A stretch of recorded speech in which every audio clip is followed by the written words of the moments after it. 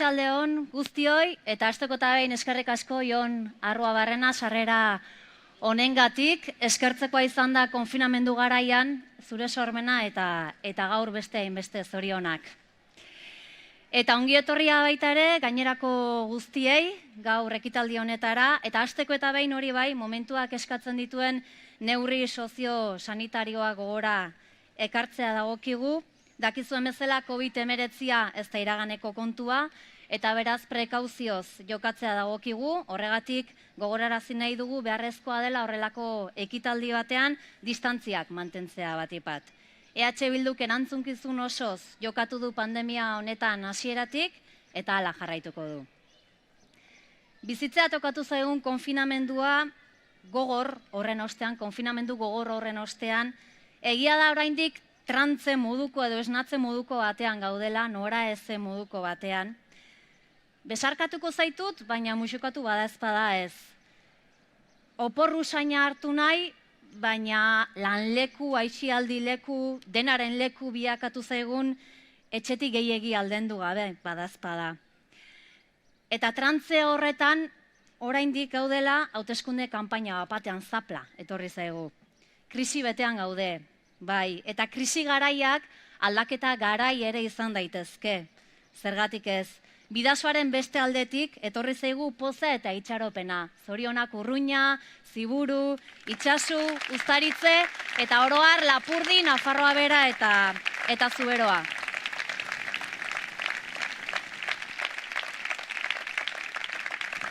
Abertzale eta ezkertiarrek egin dute bertan lekua eta hemen zergatik ez. Urtetako elkarlana, pazientzia historikoak, gako asko daude horren atzean. Baina ez dezagun gutxietsi geure burua. Hemen abertzalea, ezkertiarra eta emakumea eta feminista posible da, zergatik ez. Krisialdi honetan zutik jarri eta norabidez aldatzea posible da. Eta hori egiteko gai den bakarra EH Bildu da. Lantalde oso bat horretan lanean, hori gauzatzeko lanean. Nerea Kortajarena horietako bat, gizarte langilea lanbidez, Emaus Gizarte Fundazioan bergizarteratze zuzendari izandakoa eta pobrezia eta gizarte bazterketaren alorreko elkartetako kidea. 2016az geroztik EH Bilduko legebiltzarkidea da. Gogor lan egin du, besteak beste, egoera zaurgarrienean aurkitzen diren pertsonak politika publikoen erdigunean jartzen. Txalo bero bat Nerea Kortajarenarentzat.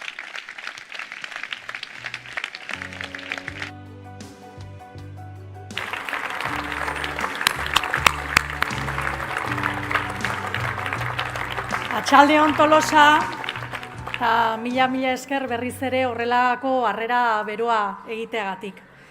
Orain 4 urte elkarrekin hasi genuen bide eder honetan, lehen pausoak ematea tokatu zitzaigunean, elkarrekin etorri ginen Tolosara Maialen eta biok, hotze zegoen egun horretan, euria barra egiten zuen egun horretan, baina Tolosaldeako lagunek oso goxo hartu gintu zuen, eta hori ez dakagu hasteko eta asko eskertzen dugu. Eta orduan bezala, kanpaina honetan, bete-betean sartuak gauden honetan, atzoko kotxe karabana ikusi edo gaurko harrera bero hau ikusita, indarrez betetzen gera datozen egunetan gure onena ere eman ahal izateko eta horregatik bihotzez esker mila eman nahi dizkizuegu. Eta ezer baino lehen, oroitzapen txiki bat ere eta goxo bat COVID-ak hil dituen lagun eta pertsonengatik eta bereien senitarte eta lagunengatik eta orain gaixorik dauden horientzako ere. COVID-19ak gogor jozuen Tolosaldeare eta bereziki Jurramendi egoitza ere pandemiaren lehen aste horietan eta gure elkartasuna helarazi nahi diegu senitarteko bat galdu duten guzti horiei, gaixotu ziren guzti horiei, eta mezu argi bat, zaindu dezagun elkar.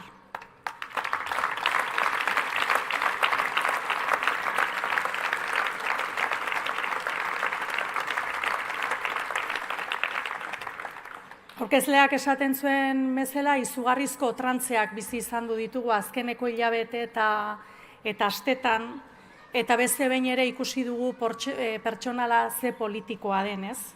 Gure bizitzak eta gorputzak goitik bera zeharkatu ditu COVID-19ak Eta COVID-19 honen garai horietan izugarri politikoak diren bizipenak izan ditugu denok.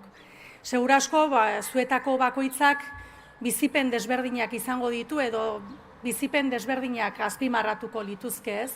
Baina nahi bereziki Twitterren irakurrituko ari batek eta historia batek mugitu zidan barrua, ezta? Alaba batek, 4 senideren izenean, bere amaren heriotza nolabait publikatzen zuen, ez? Eta minez kontatzen zuen nola ama bakarrik hiltzen.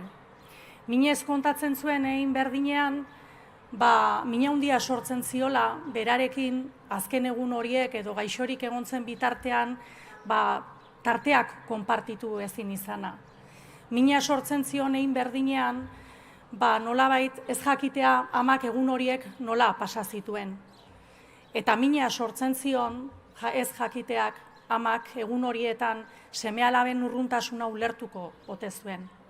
Mina sortzen zion egin berean ama bakarrik hil izanak, eta ez jakiteak azkeneko horietan norbait eskua heltzen eukiote zuen. Uste dezue badala hori baino politikoagoa dan izaera edo esperientzia pertsonalik. Eta ez ditugu hasteko ere, egoitza horietan lanean aritu dien langileen testigantzak. Kontatzen ziguten larrialdian sentitu direla, bakarrik. Atsegabetuta, triste eta ezinean, bakarrik. Eta momentuan behar zituzten esku eta materialak eskura ez zituztela. Bada hori baino esperientzia politikoagorik? Seguruanik, adinekoak izan du dira pandemia honen zatirik edo parterik gogorrena eta krudelena bizi izan dutenak. Zaintza krisi baten erdian geunden pandemia hau baino lehenago, baino zaintza krisi horrek kolapsatu egin du. Gertatzen dena da, kolaps hori etxean gorde dela, familietan gorde dela. Urtetako autopolitikoen ondorioak bere gordinenean ezagutu eta ikusi ditugu pandemia honetan. Gure bizitzan funtseskoak diren zenbait zerbitzu nola kudeatzen diren merkatu irizpideen arabera. Ze ondorio dituen gure bizitzan hain fundamentalak diren zenbait zerbitzu, izaterako adibidez adinekoen egoitzak, inbertsio funtsen esku geratzea. Ze ondorio dituen irabaziak ezerren gainetik, bizitzaren gainetik jartzearen ondorioak. Ta zaintzak, beste behin gainera, emakumeon bizkar geratzen zirela ere ikusi dugu. Gehienetan prekarizatutako emakume ejertzito batek sostengatu du bizitza momentu honetan ere, pandemia honetan ere, eta hoiei danontzako txalo bero bat eskatu nahi nizuke.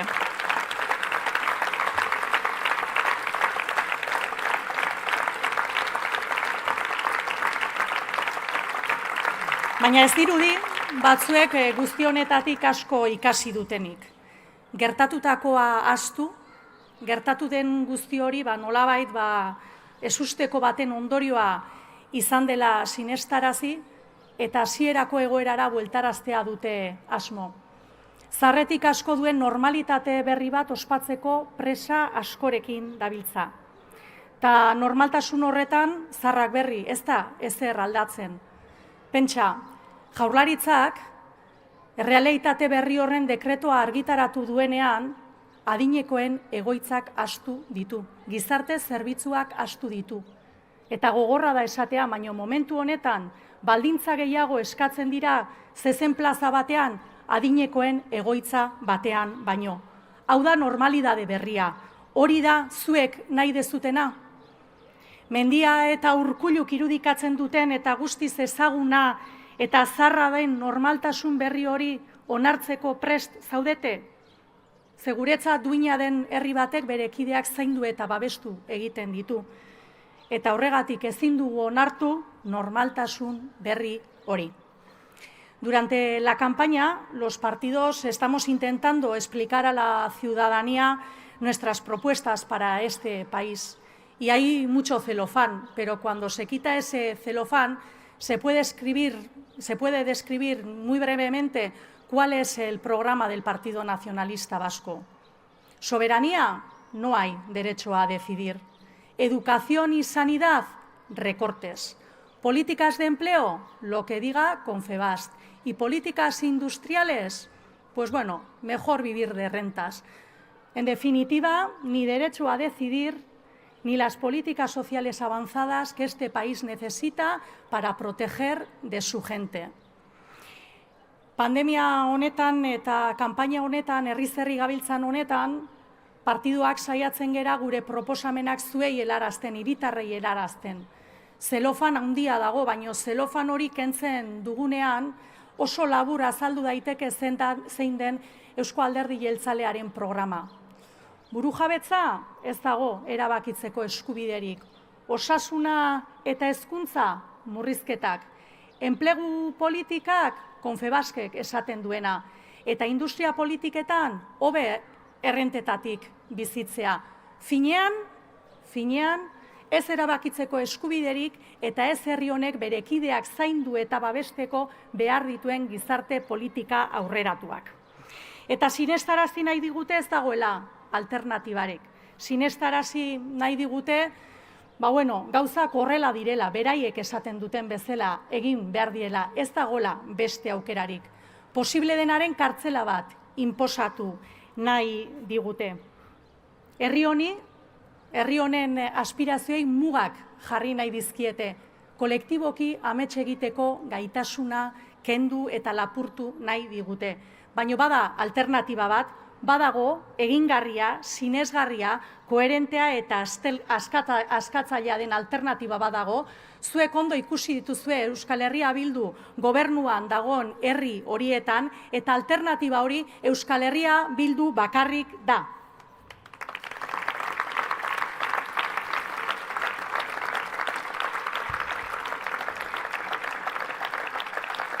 Guk ez dugu nahi lehen genuen errealitate txarro horri berregitea. Mendia Urkullu tandenak eraikitakoa txarra bazen, hemendik aurrera elkarrekin eraikitakoa txarra izango da. Ez dugu errealitate berri hori nahi, ez dugulako atzera egin nahi. Denontzat itxaropentsua den etorkizun bat eraikitzea egokitu zaigu. Eta batzuetan gertatzen da, bakarrik sentitzen garela eta bakarrik sentitzen garen horretan atxekabea eta tristura sentitzen ditugula. Baina badakigu honetan ez gaudela bakarrik. Badala herri bat, ameslaria, anitza eta borrokalaria hemen dagoena. Kalera atera dana orain baino lehenago. Urrutira joan gabe pasaden urtarrilaren 30ean. Kalera ateratzen dela martxoaren 8 bakoitzeko. Eta kalera ateratzen dela astelenero pentsiodunen eskutik bizitza duinak aldarrikatzea.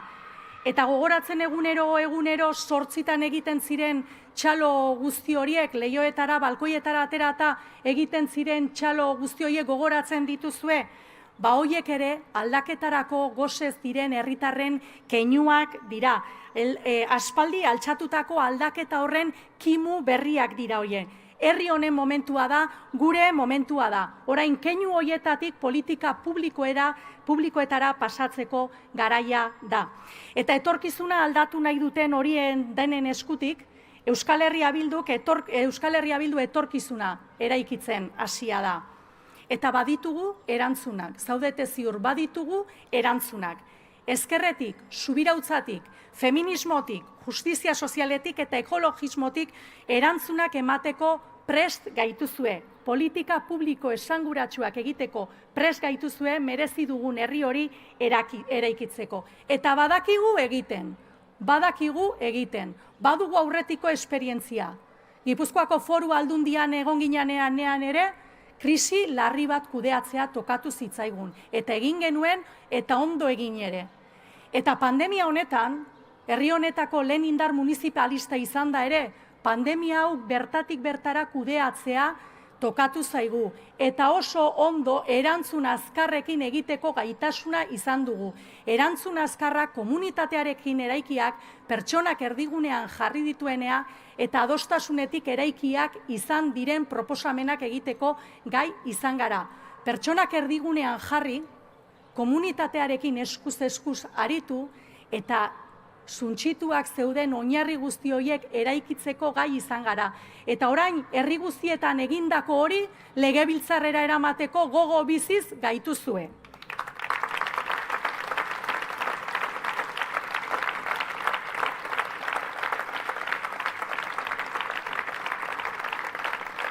Horregatik, inoiz baino urrunago zaituztegun honetan, inoiz baino gertuago behar zaituztegu eta inoiz baino gehiago behar zaituztegu gure proiektua amaieraraino eramateko. Orain kaleak bete dituzuen eta bete dituzten guzti horiek, balkoitara txalo egitera atera diren guzti horien indarra behar dugu. Guzti horien aldaketarako keinu horiek bozka papel bilakatu behar ditugu. Euskal Herria Bilduren aldeko bozka papel bilakatu behar ditugu. Aldaketarako aspaldi herri honetan jeikitako olatu hori altxa dadila goraino eta bete ditzala uztailaren 12an Euskal Herriko txoko honetako hauteskuntzi guztiak. Hasieran esaten izuen pertsonala politikoa dela, ez? Eta orain 4 urte, ibilbide hau hasi genuenean, ilusio eta gogoz hasi genuen, eta egia da, kezka eta beldurrez ere hasi genuela. Baina ordungo kezka eta beldur horiek orain konbentzimendu eta determinazio bilakatu dira. Eta 4 urte beranduago esan behar dizuet oso zorteko sentitzen naizela. Oso zorteko sentitzen naizela, herri honi alternatiba sendo bat eskaintzen dion proiektu politiko bakarraren partaide sentitzen naizelako. Herri hau, nahi bezain urruti eramateko gaitasuna duen proiektu batetako partaide sentitzen naizelako. Bizitzak erdigunean jarri eta feminista den proiektu bateko partaide sentitzen naizelako. Inor bazterrean uzten ez duen proiektu batetako partaide sentitzen naizelako. Eta bereziki nire kasuan, harro eta zorteko, inor bazterrean utziko ez duen proiektu batetako parte sentitzen naizelako. Herri hau jeiki, norabide eta herri hau bizkar gainean hartu, jeiki eta norabide berri batean kokatzeko, gaitasuna duen proiektu politiko bakarraren parte sentitzen naizelako, oso harro sentitzen naiz gaur.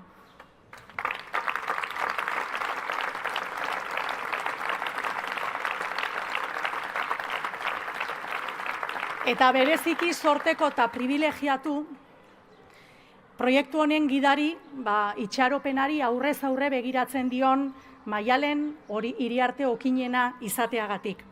Zorteko, herri honetan lehendakari emakumea izan dezaken proiektu baten partaide izateagatik. Lehendakari feminista lehendakaritzara eramango duen proiektu baten partaide sentitzeagatik. Lehendakari feminista egiteko gaitasuna duen proiektu baten partaide izateagatik. Zorteko, herri hau bizkar gainean hartu, jeiki eta norabide berri batean kokatzeko gaitasuna duen emakume baten ondoan sentitzen naizelako. Emakume emana, euskaltzalea, independentista, zaintzalea, borrokalaria, langilea, gure ametsak ez du ertu, ez du heldu, eta proiektu konpartitu eta berri honen gidaritza eramateko izugarrizko talentua duen emakume baten gidaritzapean aritzeko aukera izateagatik. Horregatik oso zorteko sentitzen naiz bide ederrau Maialen Iriarte Okinenarekin egiteagatik. Txalo handi bat berarentzako.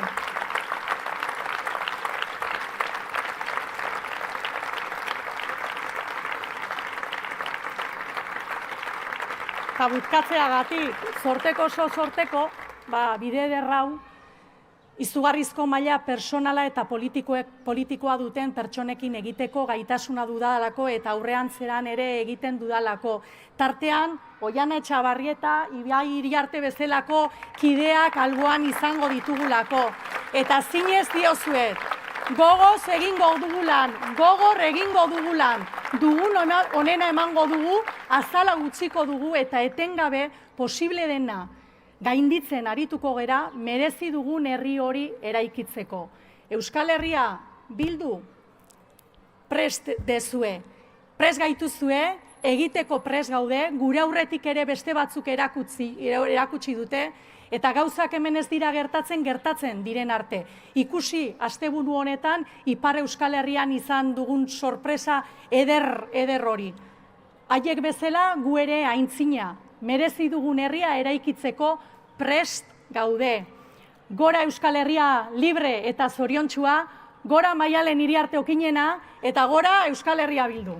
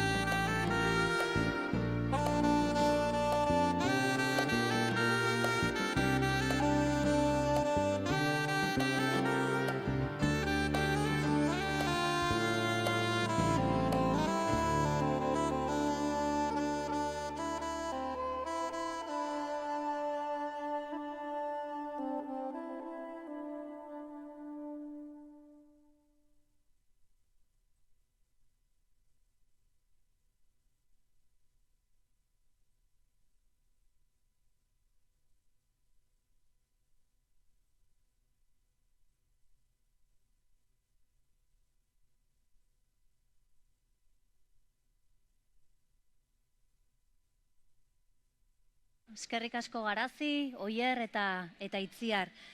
Ez dakigu dantzan trebea den gaurko gonbidatu nagusia, kanturako joera baduela badakigu. Mikel Otero Arabako hautagaia gastonetan aste honetan esan du, estres momentu handienetan ere antza kantuan hasi eta egoera bideratzeko gaitasuna duela.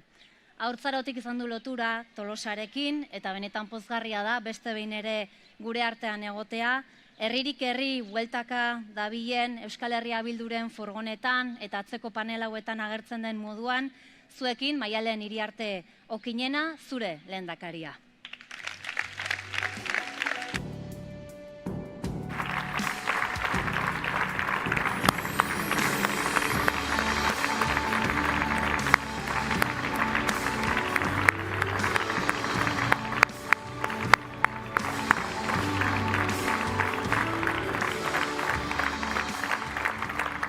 Hitzen ematen dizuet urrengo hauteskunde kanpaina batean kantuan egingo dudala, baina urrengo batean izango da. Egia esan Tolosara etortzea, etxera etortzea bezala da, alde batera eta bestera begiratu eta familiartekoak ikusten ditudalako, gertu-gertuan beti sentitzen ditudan bezala. Eta gaur egia esan egoera berezi xamar batean nereak esan duen bezala, ez da, bata bestearen gandik urruti eta, segurtasun neurriak zainduz, uste dugulako oraindik ere premiazkoa dela oso kontuz eta oso ongi aurre egitea gure artean dugun birus honi. Baina nire besoak zabalik dituzue, hartza zuen ere besarka da, urrutitik balin bada ere besarka dau, nire besoak zabalik daude eta besoak zabaldu itzazue Euskal Herria Bildu gero eta handiagoa izan dadin, gero eta indartsuagoa izan dadin, gero eta jende gehiagok esan dezan orain dela gure momentua, orain dela Euskal Herria Bilduren momentua eta ezin dugula momentu hau pasatzen utzi. Oraintxe dela gure unea.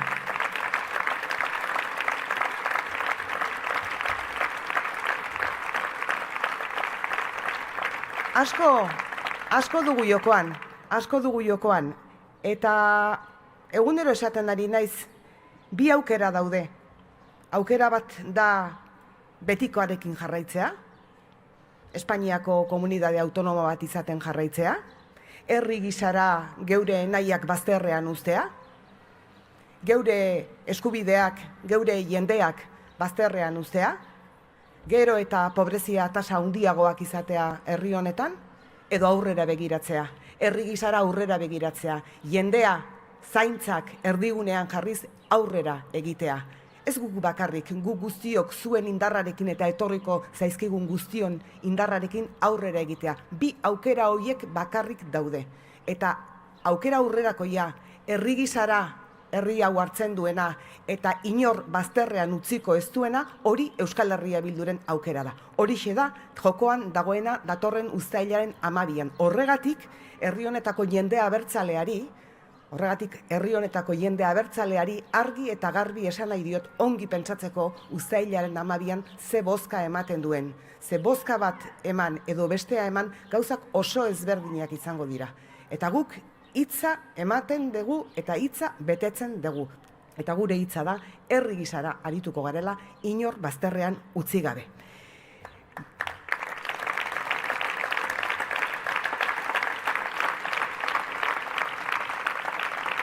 Gaur hemen bildu gara eta nik agian horatzean irakurriko zenituzten nire konpromisoak, gure konpromisoak, Euskal Herria Bilduren konpromisoak eta zuen konpromisoak izatean nahi dudanak kontatuko dizkizuet labur. 10 bat, 11, eta inoiz ere esan dut, 11 lan egiteko jaioak garelako, 11 lan egin dugulako orain baino lehen, eta 11 lan egiteko prest gaudelako hemendik aurrera ere.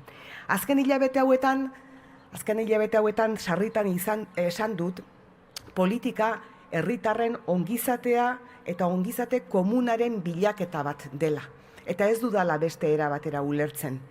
Eta orain uste dut politika ulertzeko modu hori zabaldu egin behar dugula. Guzion ongizatea babesteko instrumentu gisara ulertu behar dugula politika. Politika ez da kargu batean egoteko, edo kargu batetik bestera egiteko, edo kargu batetik atebirakadri baten bitartez ez dakit beste ze kargu hartzeko. Politika da jendearen bizitza zaintzeko behar dugun instrumentua. Eta horixe da Euskal Herria Bilduk egin nahi duena.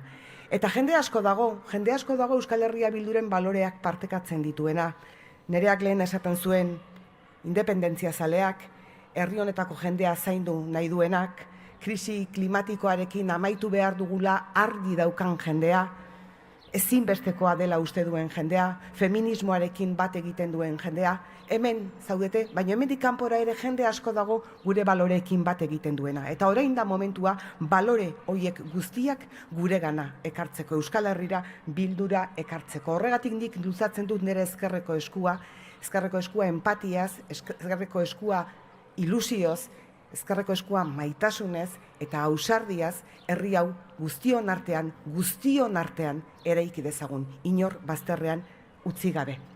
Etxean egon garenean eta txalo egin dugunean, arratseko 8 oso presente genituen sarri askotan ikusezinak egiten zitzaizkigun hainbat eta hainbat langile, herri honen bizkarrezurra.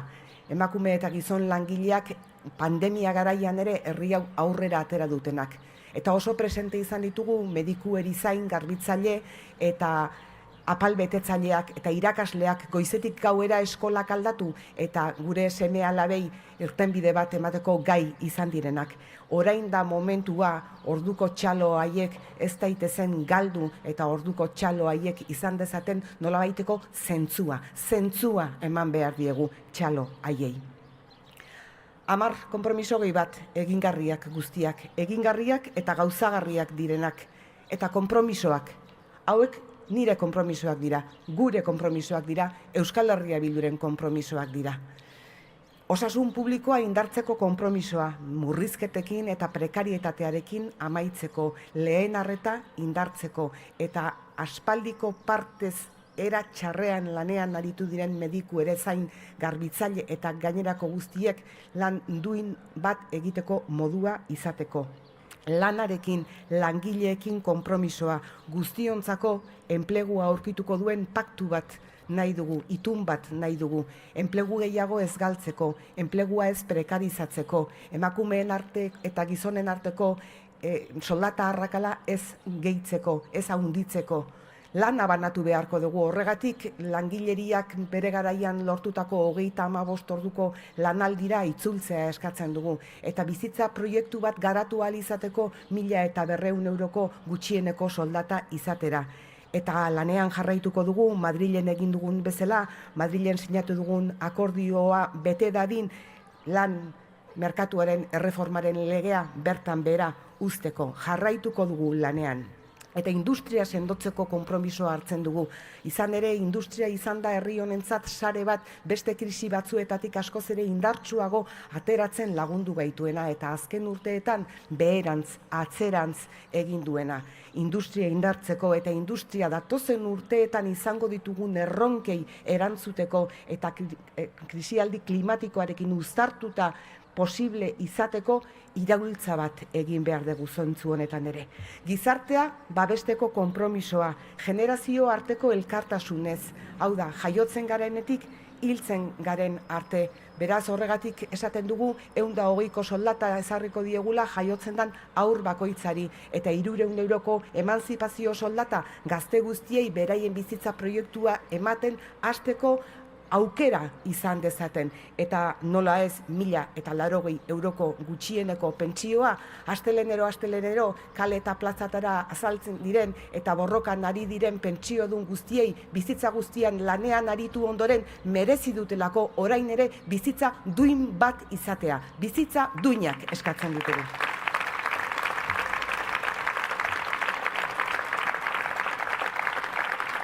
Zer esango dizuet etxe bizitzaz, ezin baitira ez da alokatu ere, guk 11.000 etxe bizitza jarri nahi ditugu alokairu publikoan, jendeak eta batez ere jende gazteak aukera izan dezan, bizitza proiektu hori eraikitzen hasten direnean ere, etxe bat edukitzeko.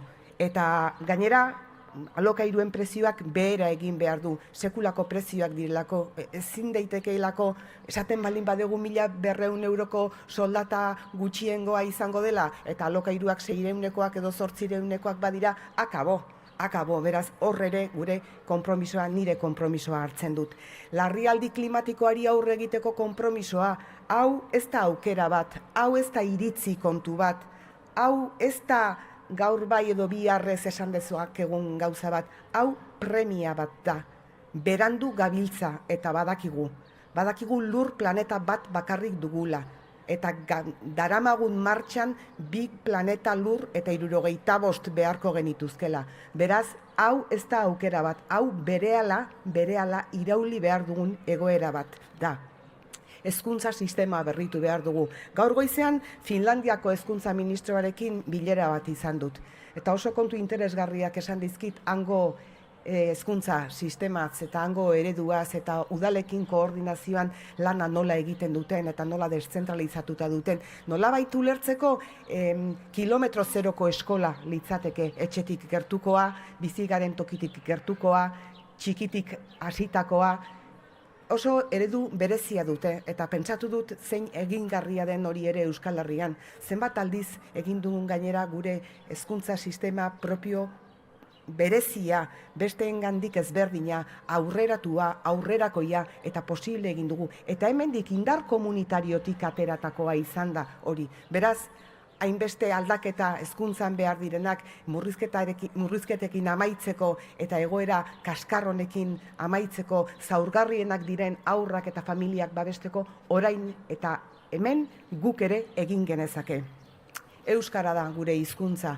Euskaldunok euskaraz hitz egiteko eskubidea daukagu eta ez dakitenek euskara ikasteko eskubidea dute eta euskara maitatzeko eskubidea dute eta euskara maitatu arazi behar diegu eta maiteko dute. Horixe da eskaini behar dieguna.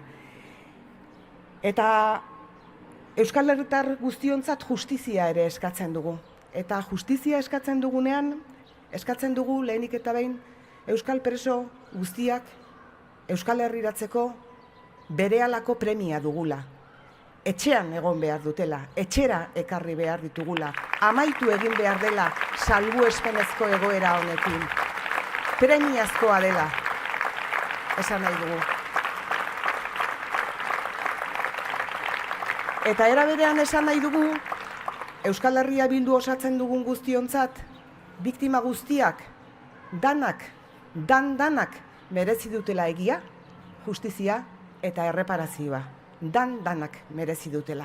Eta batzuk ez dutela jaso ez egia, ez justizia eta ez erreparaziorik ere. Ez dutela argirik ere jaso. Eta lehengo batean izan nuen aukera galeko biktimekin, torturatuak izan direnekin, eta hainbat pertsonekin egoteko aukera, eta esan zidaten babestuta ere ez direla sentitu. Inok babesik eman ez dielako babestuta ere ez direla sentitu. Gure babesa badute, gurea izan dute eta izango dute, eta beraien borrorkarekin aurrera jarraituko dugu etzi gabe, zalantzarik gabe. Hitz egiten dugunean edozein kasutan justiziaren aldeko konpromisoaz, hitz egin nahi dugu violentzia matxistaren aldeko itun baten beharraz, violentzia matxista errotik kanporatzeko. 0 tolerantzia violentzia matxistarekin. 0 tolerantzia. Errepikatu egingo dut. 0 tolerantzia violentzia matxistarekin. Eta hori ere bada, herri justu bat eraikitzea.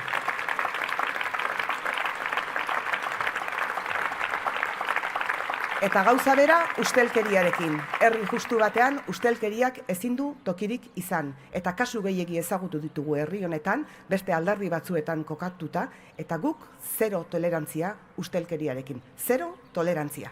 Argi geratu dadila, diru publikoarekin, guk jendearentzat eta herritarrentzat bakarrik lan egingo dugula. 0 tolerantzia. 11. konpromisoa, estatus politiko berri bat lortzeko konpromisoa. Herri honek bere etorkizunaz erabakitzeko eskubidea izan behar du. Horrela aldarrikatu duelako 11 aldiz, horrela kaleratu delako milaka manifestalditan, eta horrela bakarrik zaindu dezakeelako bere jendea.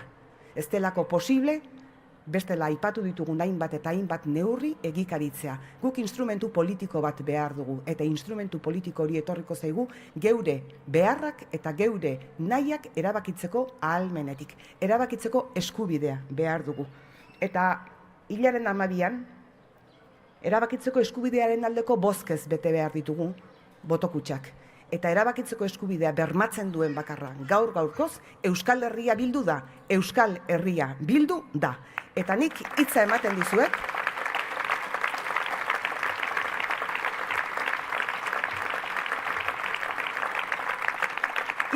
dizuet, ez dugula atzera egingo. Apurka, lanean, elkarrekin, baina aurrera egingo dugula erabakitzeko eskubidearen aldarriarekin ere. Gobernatzeko hitza behar da, hitza bete behar da. Nerea Kortajarena edo Oiana edo oraintxe Ibai edo lehen Ibai elkate izan zenutenean, ez ginen politikara etorri beste batzuk politikara joaten direnean bezala. Gu etorri ginen gure hitza betetzera, gure hitza betetzera. Euskal Herria Bilduren ustez horregatik esan dizuet lehen, ez daude hauteskunde promesak. Guk hitza ematen dizugu, hau dana egingo dugula, egingarria delako, sinetsi ezazue, egingarria delako. Konpromisoak dira, gureak. Beste konpromiso batzuk ere bete ditugu. Gogoratzen aldezue Madrilen Alderdi Popularra kanporatuko genuela esan genuenean, eta kanporatu genuen. Edo Maroto Gasteizko udaletxetik botako genuela esan genuenean, bota genuen. Edo UPN Nafarroako gobernutik aterako genuela esan genuenean, atera genuen. Beraz, ikusten dezuen bezala, hitza betetzen dugu. Hitza izan behar dugu. Hitzezkoak izan behar dugu. Euskal Herria Bilduk lan erreforma bertan bere usteko konpromisoa Madrilera eramango zuela esan zuen, eta hitza bete dugu. Eta Euskal Herria Bildurentzat sinatutakoa konpromiso bat da. Sinatutakoa konpromiso bat da. Eta horregatik, Partidu Sozialistari esaten diogu gauza bera. Sinatzen duguna, akordatzen duguna guretzat hitza dela. Eta hitza betetzen ez baldin badute, herritarrek izango dutela azken hitza bete ez duten hitz horren inguruan. Eta Urkulluri ere gauza bera esaten diogu, Euskal Herria Bilduk eta Euskal Alderdi Jeltzaleak akordio bat lortu zuten erabakitzeko eskubidearen inguruan. Eta orain hitza jan egin dute. Orain ez daude honetan. Orain ez dute honez buruz ezer jakin nahi. Urkullu jaunak esan du ez dituela murrizketarik egingo. Baina esan orduko hitza jana zuen, murrizketarik ez duela egingo esan, eta osasun arloan murrizketak egin dituelako, gizarte politikak murriztu egin dituelako, hezkuntzan murrizketak egin dituelako. Aste honetan bertan irakasle kopuru handi bat asarre ikusi dugulako, sindikatuak asarre ikusi ditugulako, murrizketak egin dituztelako. Ez daukate sinesgarritasunik. Y para gobernar, lo decía, hay que tener palabra. Y para Euskal Herria Bildu no existen las promesas, existe únicamente la palabra dada. Hay que tener palabra. Euskal Herria Bildu ha firmado en Madrid un compromiso por la derogación de la reforma laboral y lo vamos a intentar hacer cumplir.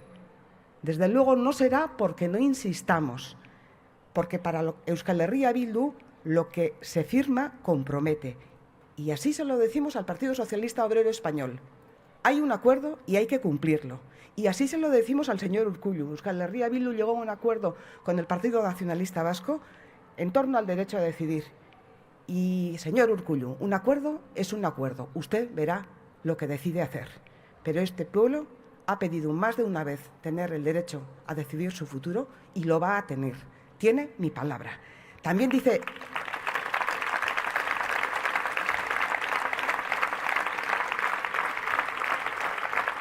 También dice el señor Urkullu que no va a hacer recortes, pero para cuando lo ha dicho ya está haciendo recortes, porque los ha hecho en sanidad, ha recortado las políticas sociales, ha recortado la educación, esta misma semana ha recortado el número de profesores, con lo cual no tiene credibilidad.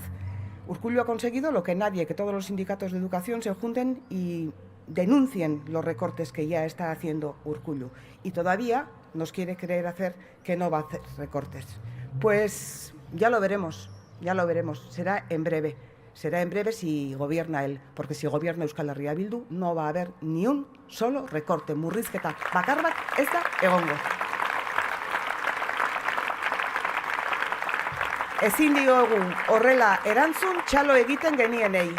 Ezin diegu horrela erantzun txalo egiten genienei. Txalo egiten genuenean ez genuen postureorik egiten. Txalo egiten genuenean konpromiso bat hartzen genuen, txalo egiten genuen bakoitzeko. Txalo bakoitzeko. Hau da egingo dugun guztia eta askoz ere gehiago, oso laburbilduta kontatu dizuet. Niretzako garrantzitsua da zer egingo dugun eta nola egingo dugun ere bai. Oso garrantzitsua iruditzen zait hori, eta gehiago garai hauetan. Oso garrantzitsua iruditzen zait, egingo ditugunak partekatuz, elkarrizketatuz, kontsentsuak bilatuz eta indar komunitario guztia batuz egitea. Askoz ere eraginkorragoa izango delako egingo duguna horrela egiten balin badegu. Ordenoi mandoa bukatu zan. Guk guztiok daukagu indarra eta gaitasuna herri hau aurrera ateratzeko, eta guztion artean egin behar dugu beste garai batzutan herri honetan sarri askotan egin izan dugun bezala. Herri honen indar komunitarioak ekarri du herri hau honaino eta hemendik aurrera ere horrela jarraitu behar dugu. Nik nire hitza ematen dizuet.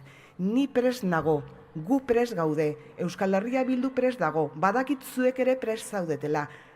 Irten hor kanpora gure balorekin bat egiten duten hoien gana guztien gana, eta esan prest gaudela eta hauxe dela gure momentua, oraintxe dela gure momentua. Eta beti esango dizue dana, badakizue, geurea askatasuna da, gora Euskal Herria askatuta.